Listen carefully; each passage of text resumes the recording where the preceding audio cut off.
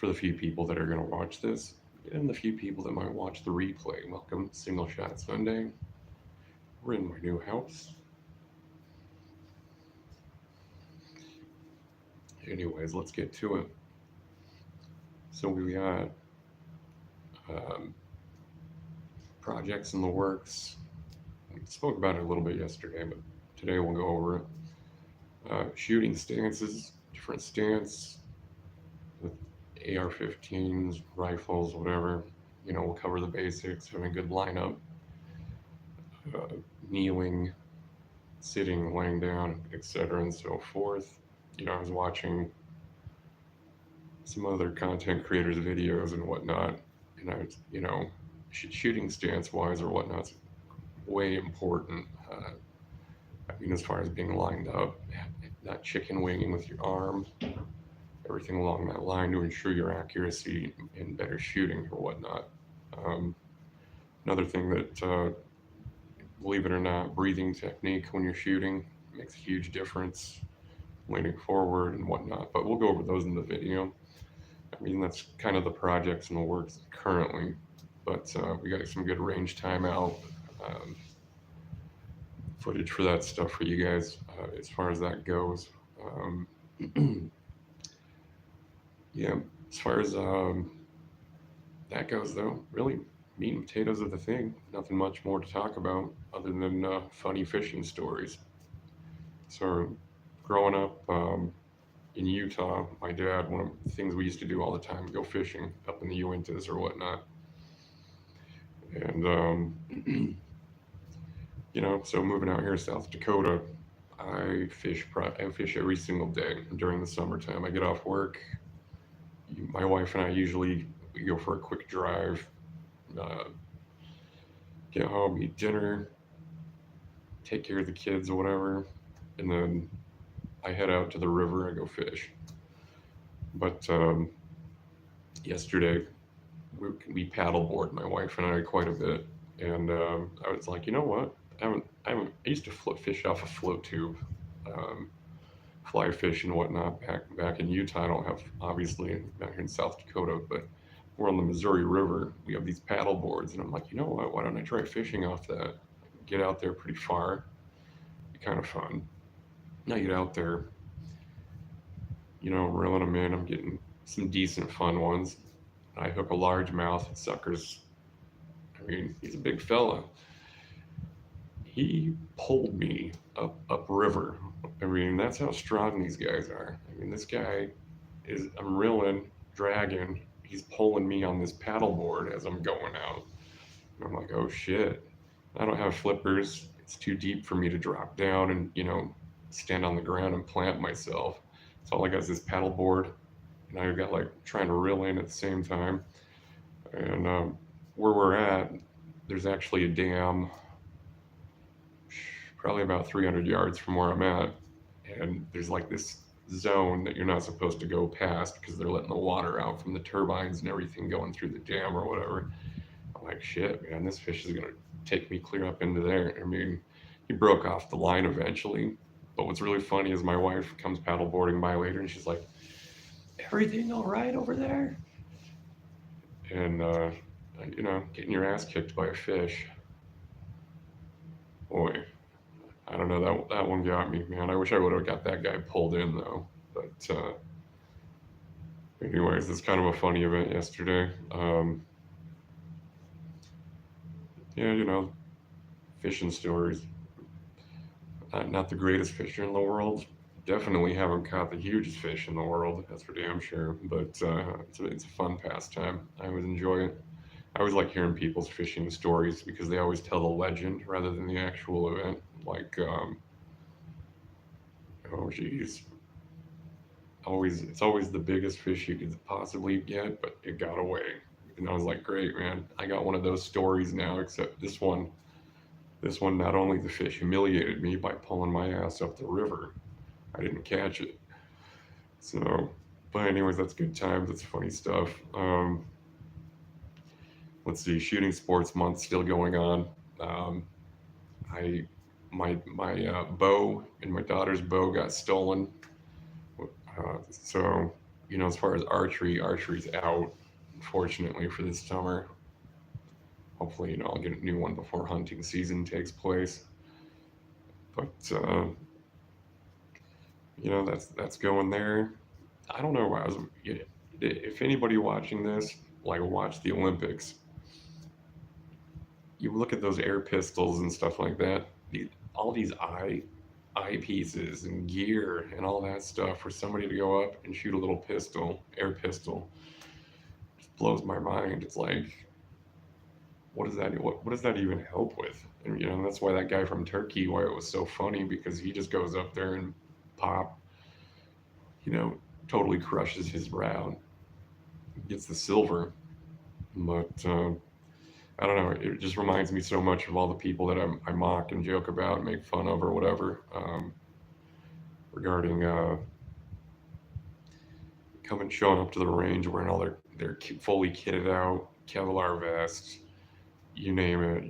They've got their chest rigged and they've got all their magazines all stacked in there, wearing 10 pounds of. I mean, it's just funny to me. Just total larpers or whatever. But I guess the Olympic people, technically they're not larping, but it is what it is. It's interesting. So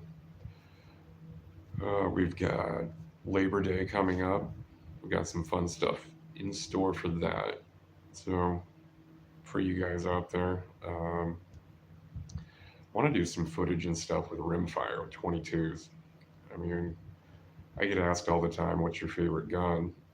And, there's multiple favorite guns, but like as far as like going out and just shooting, for the hell of it, I would say 22s by far. I mean, first off, ammunition is cheap. 22s, you can sit there and just fire away like crazy. It doesn't affect your pocket as bad. Number two, you can shoot a lot further and do a lot more with a 22 rifle than you can with any of the heavier ones you'd use for big game or any of your tactical type rifles, I suppose. I mean, it's. I get asked if I was in the apocalypse and I could only pick one type of firearm or whatever, in one round, one caliber, and I always say 22. And here's the reason why I always say that: the ammo is light, the guns are light. If you're in the apocalypse or something along that line, you're going to be probably walking and foraging and hunting or whatever the hell the case may be.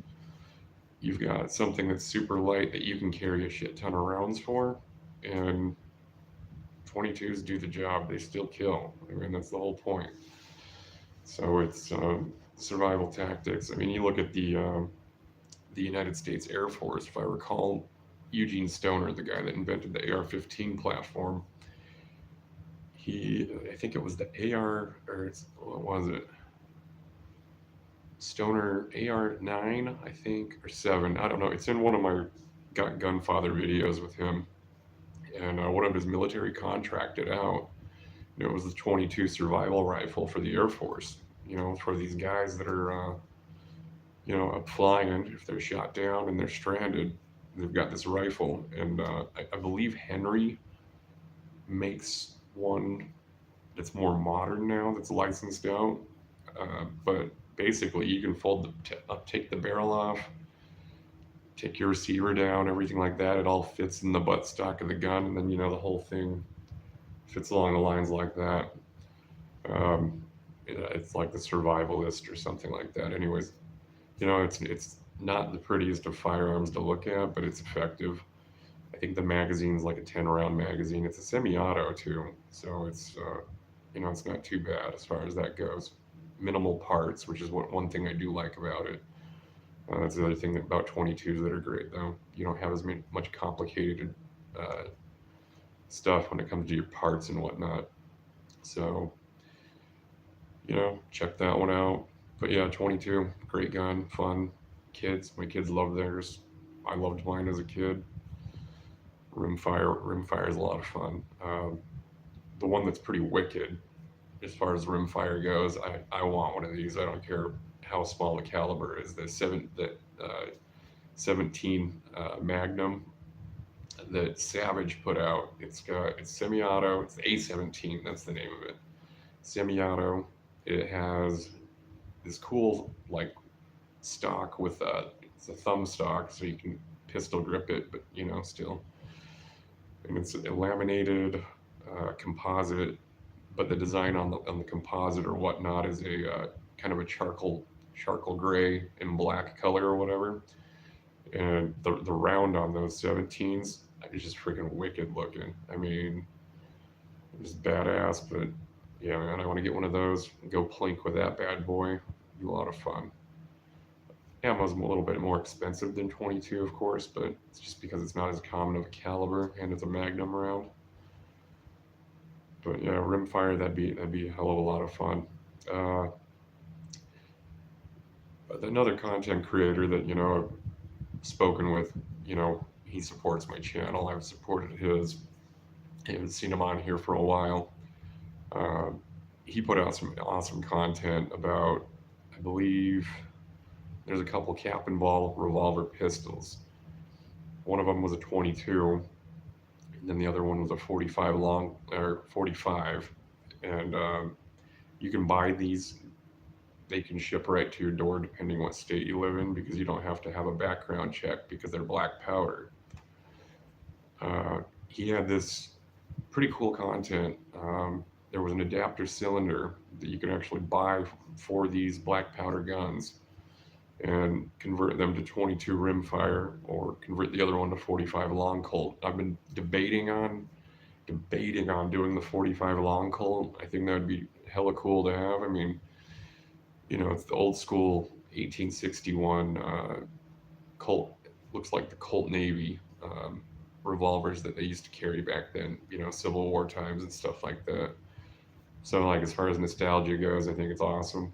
But on top of that, I mean, black powder carrying that all around and whatnot sucks. But having one converted to 45 long Colt, pretty dope, pretty awesome.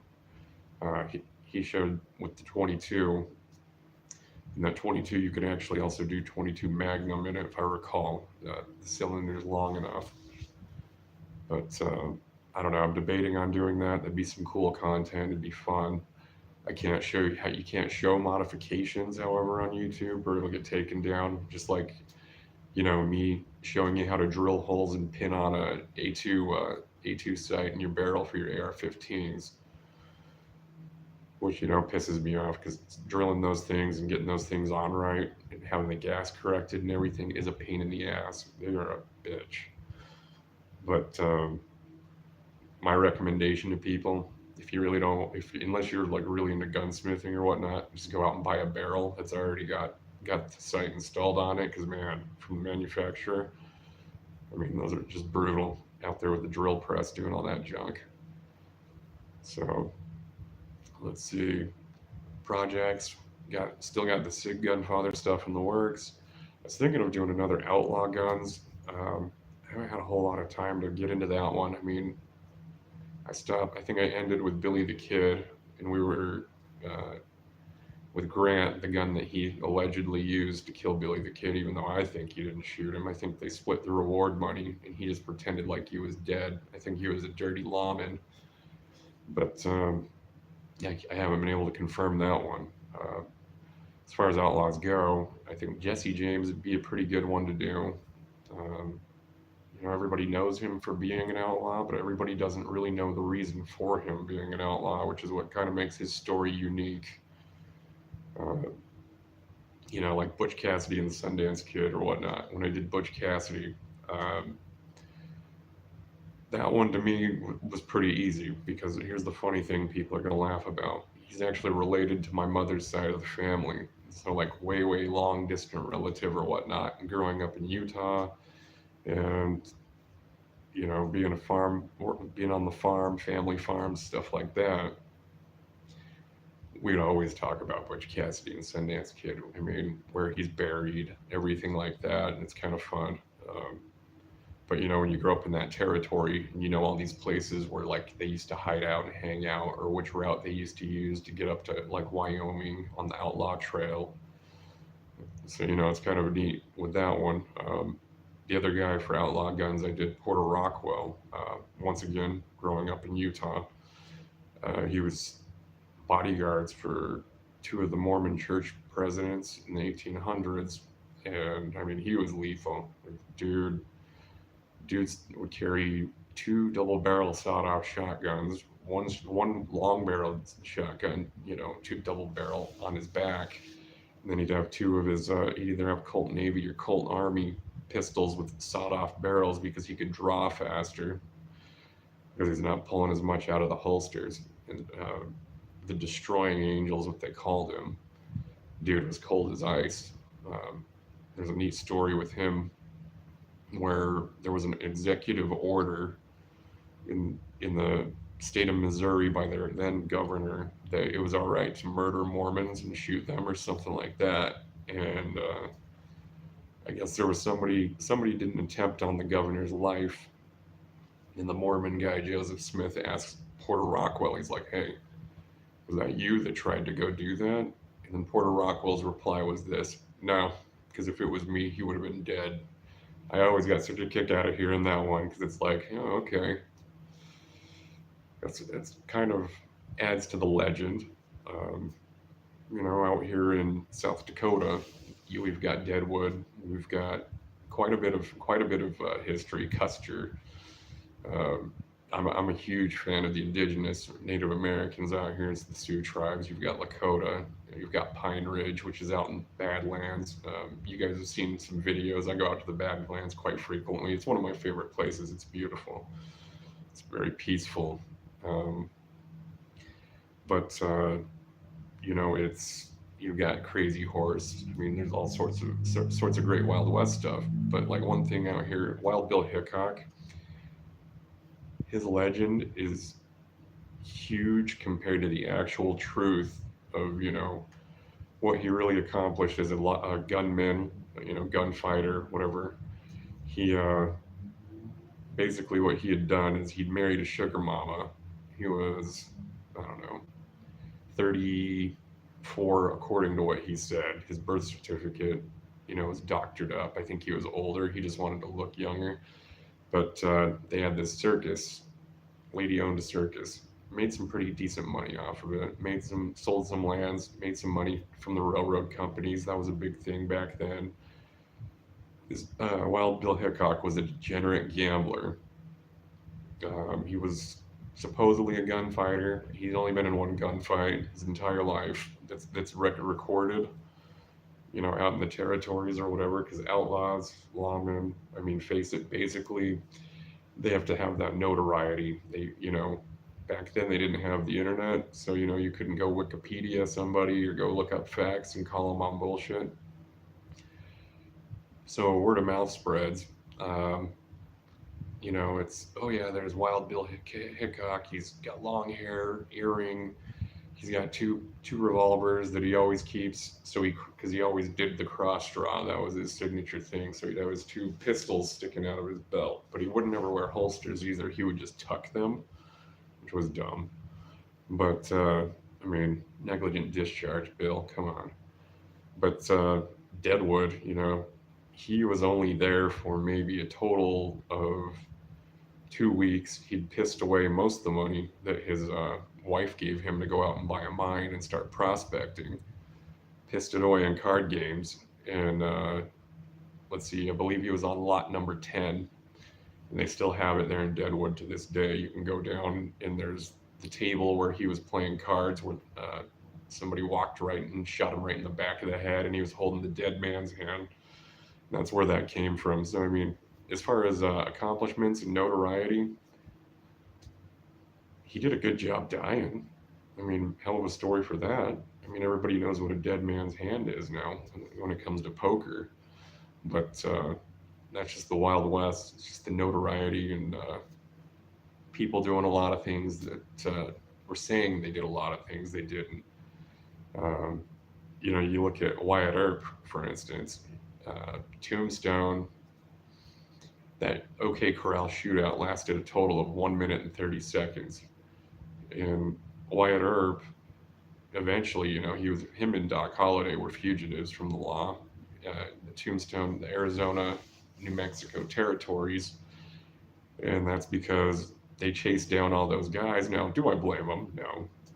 But they ran down all those dudes, killed them. Wyatt Earp was, let's see here, I think there was warrants for his arrest all the way up until when he died in the 1920s, if I recall. But it's just more notoriety. Wyatt Earp was not a lawman by any means. He did contracting. In other words, like he would go to some of these prospecting towns, get paid money to be law enforcement, establish order, establish rules, enforce it for a little while until they became a town charter and had law enforcement of their own eventually. Um, hey, thanks, Sonny. Just talking about gunfighters and whatnot. But Wyatt Earp at that point, he had actually even came up here to Deadwood, but there was already people that were contracting. There's the Pinkertons who kind of ran a wealthy aristocrat, how do you put it here, investigation detective agency. Um, they were kind of out here quite a bit, and he didn't want to have the heat, so he left. Wyatt Earp, what he would do is any of these mining towns or places out here in the Midwest where I'm at, Black Hills, or if you were to head down through Wyoming in that territory or Arizona, New Mexico, he would get there.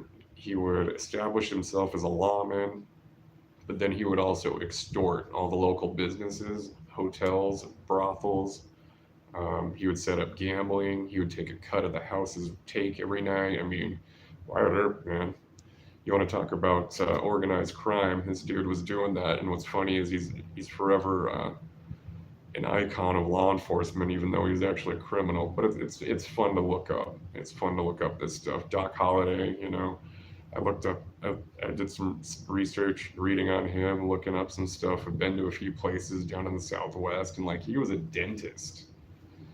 He was a dentist, but he preferred the poker and the wildlife, and so that's kind of what he stuck with. I mean, it's just crazy to me how growing up on the East Coast, he's educated and has all this school and dentist, which a trait, especially in the 1800s, probably really just required hitting somebody in the mouth to knock their teeth out for the most part. But you've got these guys, and then as soon as they come to these territories where there's no law enforcement and they can do whatever they want, boy, they just flip 100% around, and they just become criminals and whatnot. So it's fun.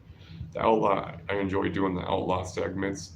um, the hard part is when you're researching those, is getting the truth and getting the legend and trying to decide which is which. And that's also kind of what makes it fun about them, I guess. But it's like Porter Rockwell guy, for instance, I was talking about. The myth is he was told, exactly, Sonny, dentist to Western outlaw, dude, up until his last days. With Doc Holliday, dude, what's really funny and interesting about him, and Val Kilmer, I mean, that was the best role ever. I will never forget Val Kilmer for playing in that movie. But like Doc Holliday, one of the things that we all say and we hear from that movie, or the term, a lot of people think he says, I'm your huckleberry. He's actually meaning I'm your what is it? Huckle bearer. And what a huckle is it's the thing on the side of a casket you hold on to when you're in a funeral, carrying the person in their casket around or whatever. And so I'm your hucklebearer. But with Val Kilmer and the accent and all that stuff, it sounds like Huckleberry. I said Huckleberry for years, and one of my buddies from high school is like, no, dude, it's not that. It's Hucklebearer, and that's the hardware on the side of a casket. That's what he's talking about. So that was a fun thing about him. Porter Rockwell, though, his legend was he was told by the Mormon president Joseph Smith that if you don't cut your hair, no enemies will ever harm you, or something like that. It was kind of like Samson, Samson and Delilah out of the Bible in Book of Judges or whatever. And I don't know, he never got shot. He never cut his hair. Oh no, he did cut his hair, I guess, and then he gave it to some people for a wig for some woman who was sick, supposedly. But I don't know. The legends are what makes them fun. Definitely, definitely they do. Um, but it's interesting. A lot of people, for those that watch this, a lot of people, there's the organized crime genre on YouTube, which is just insane, and I don't recommend anybody get involved in those communities. They are nut jobs, just whack jobs galore. I mean, they don't even talk about organized crime history for the most part anymore. It's just people bashing each other left and right. But on the East Coast, anyways, you have all the organized crime. You have a lot of that type of stuff, which is interesting content to talk about. Um, Here in the Midwest, we've got John Dillinger bank robbers. I mean, there's the Chicago outfit, and there's few places in the South and whatnot, but a lot of war, a lot of Wild West, and a lot of that type of stuff going on. John Dillinger is another great one to talk about. I like John Dillinger. What gets me is like the fact that this guy just decided to turn around and become a bank robber, and his career of robbing banks. He had hit 9 banks in 2 years. I mean, prior to that, he'd been in prison for 9 years, got out, went right back to it, got out, broke out of jail a couple times. His buddies helped him out as well, at Michigan prison as well. I mean, dude was just nuts, man. He was a ballsy guy, just flat out. He was one of the people that tried. He bragged that he never killed anybody. I mean, that was what he said. Now, if that was true. Oh yeah, Starny. Yeah, John Dillinger. He's the one. He had already had people from specific gunsmiths customizing guns for him, and there's the Colt. The 1903 is a 38 or 380, and then there was also the 1911 45, and they made the chassis for that, and so he could hold it like that and just spray bullets. He had them make custom magazines that would hold like up to 50 rounds, and he would they would he had them manufacture muzzle brake devices or compensators, whatever you want to call them, for his pistols, fully automatic. And, he got busted with that. I mean, his Thompson, he's the one who with Thompsons really started taking the buttstocks off of them, off the 1928s, and you could conceal it in his trench coat when he'd go in to rob. But I mean, he was smart. He'd buy the 1930, I think it's 33 Mercuries or Buicks or whatever, the V8 engines, because law enforcement agencies couldn't afford cars that had those engines at the time. In the 30s, they just came out. They'd have suicide doors, and so if they were shooting out in the street or whatnot, and their driver comes driving, that suicide door's open. All he has to do is jump onto the side plate on those cars, and then it takes off moving. He's got this door as a shield. He can shoot back as he's leaving. And I mean, he thought about all this stuff. It was in some of his memoir or whatever. But I mean, it's just crazy because like how smart the guy was. I mean, he was a very charming dude. He was very I don't know. It's just he's always been a fascination to me. There's a collection of his guns that were confiscated when he was chased out of Fargo. Got a few pictures with those. It's pretty cool. I still haven't. I still would like to go to Chicago. I want to see the Biograph Theater where he shot. Right in front of it. And then you've got in Indiana the original Thompson that he had. His actual Thompson. He had stolen that from a police station armory. He just barely that Thompson, after 70 some odd years, I believe, finally got returned to that police law enforcement agency by a private citizen. And it's actually on display there, which it's cool that they did that. because that's just so iconic. I think of Thompson's and I think of him. I don't think of anybody else but John Dillinger. And I mean, yeah, it's just he's an interesting character. He was, boy, he loved baseball too. I mean, doing research on him, man, he would anytime he'd see a famous baseball player, he'd go up and shake their hands, and he didn't care how much publicity or whatnot it was, or risk getting busted doing it. But he's a fugitive for that time frame for a whole 2 years. Um, if you go to Sioux Falls here in South Dakota, it's about a 3-hour drive from where I live. Him and his gang robbed a bunch of banks in the area. They'd gotten in a big old shootout with the FBI. Um, I don't think the hotel's in there anymore that they were at, but if you watch Public Enemies, I believe they portray that part in the film. That's actually where like Babyface Nilsson got shot. Um, I don't know. It's interesting. People, a lot of people think South Dakota is just rednecks and hicks and you know all that type. We're a bunch of gun nut, uh, red state. A bunch of conservatives or whatever. But a lot of history through here. A lot of history with the indigenous. The only sad part is their history, for the most part. Hold on, I gotta fix my fix that dip there. For the most part, it's not written down or documented, and it's passed down through word of mouth, person to person, and that's the tough part. But I have a lot of admiration for them. Yeah, I got returned. Yeah, it didn't get returned though until like 70 or 80 years later. I don't remember the exact amount. It's in the video I put up, and then but I'm pretty sure, yeah, if you just throw that in Google and search it, it's nuts, the history behind guns. I mean, there's so many of them have so much unique stuff to them. Colt Single Action Army revolver, for instance. Um, the one, it's the replica that Alec Baldwin had used, and in that Rust shooting incident, which rest in peace, Lena Hutchins. That's just a tragedy. No justice there.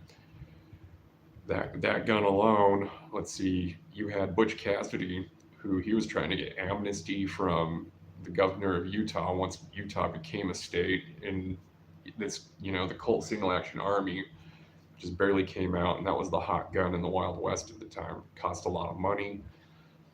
Um, and when you think of it back then, it's not like today where we want something, we can get it and it's pretty available whenever we want because of Amazon or shopping or whatever the case is.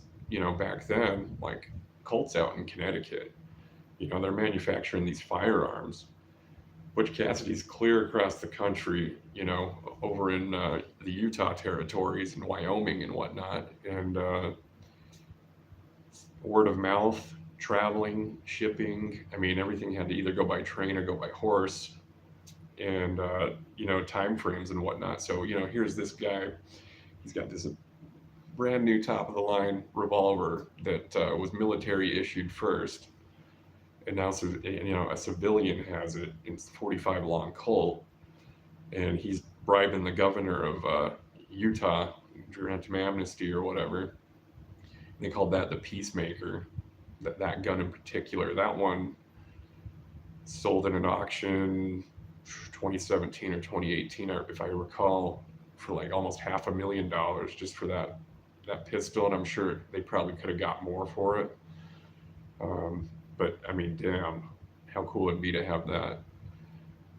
Uh, and since I brought up Alec Baldwin and that pistol, one other interesting fact, and I'm pissed about too. I'm so pissed off at the prosecutors for not doing the right thing and providing that evidence. I mean, here's the thing: they thought it wasn't going to be, anything related to the case, needed or not.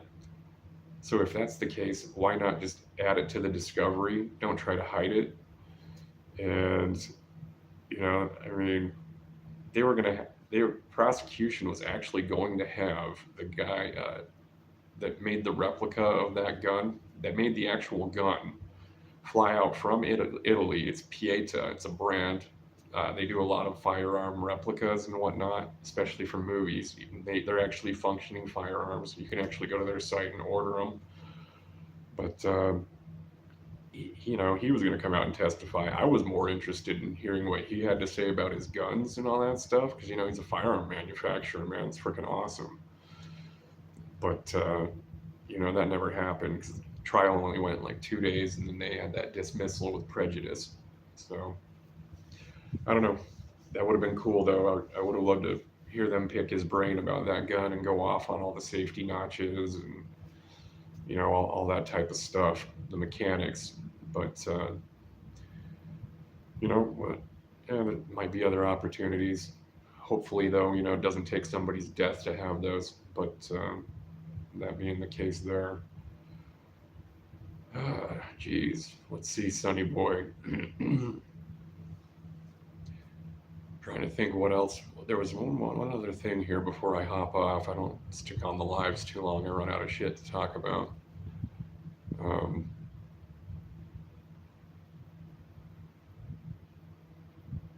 Oh yeah, that's what it was. Suppressors. And I'm gonna constantly grill people on these now. I keep seeing videos over and over and over about dudes that know nothing about suppressors, telling people that suppressors are dumb and bad to have if somebody breaks in your house. And these are dudes like Civilian Tactical or whatever that kid's name is. And then there's a couple other tools, but this dude, and I even put a clip up of this one guy, and I'm trying very hard not to get back into criticizing people's clips and shorts and talking shit and doing all that stuff. But this one I couldn't let it go when he said, "Oh, and if you use your suppressor, if you don't use a suppressor, if somebody breaks in, you fire the trigger, that loud noise is going to be concussive, and it's gonna slow them down and disorient them." And then I'm just thinking in my head, this dude is telling people this. Is he unaware that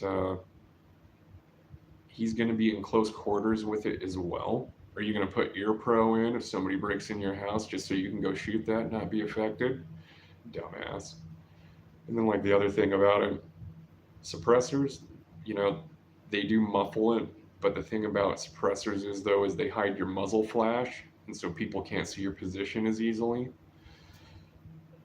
Think about it, close quarters in the dark in your home, you shoot your gun, that flash is gonna fuck your eyes up. And I mean, it's why anytime you see somebody wearing nods in the military doing training or whatnot, if they're wearing nods and doing all that stuff, they're gonna have that suppressor on their firearms, and that's because the muzzle flash will blind you. I mean, night vision goggles, man, amplifying the little light that there is. Imagine that muzzle flash just going off, really jack you up. But anyways, that'll be all for today, guys. Looks like it's a little bit cloudy out. Try to get in some fishing in another range session. Sonny, thanks for dropping in. All the support on my channel, dude. People watching this replay, if anybody does, go to Sonny's channel, check it out, like and subscribe. Sonny Shorts Clips. And shout out again, Teton Arms, Lynn's Dakota Mart for ammo, parts. You guys all have a good Sunday. Enjoy it with your family and your friends, guys. Take care.